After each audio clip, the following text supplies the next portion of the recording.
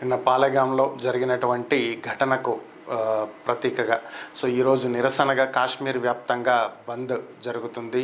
ముఖ్యంగా కాశ్మీర్లోని ముఖ్యమైనటువంటి ప్రాంతాలన్నీ ఈరోజు నిర్మానుష్యంగా తయారయ్యాయి. పూర్తిగా కాశ్మీర్ సైనిక చేతుల్లోకి వెళ్ళిపోయింది. సైనికులు పూర్తి స్థాయిలో అన్ని చోట్ల తనిఖీలు నిర్వహిస్తున్నటువంటి పరిస్థితి.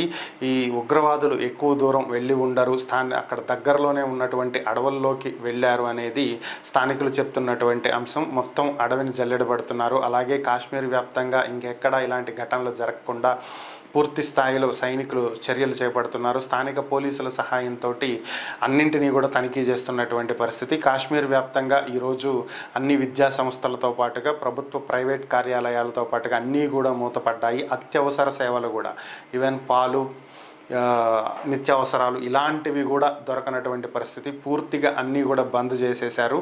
ఇది రేపు కొనసాగేటువంటి అవకాశం ఉన్నట్లుగా తెలుస్తుంది. మరి ఓవరాల్గా ఉగ్రవాదుల చర్యలకు నిరసనగా కాశ్మీర్ ప్రజలైతే దేశానికి బాసటగా నిలబడటంతో పాటుగా వారికి సంతాపం తెలియజేస్తూ ఈరోజు బంద్ పాటిస్తున్నారు.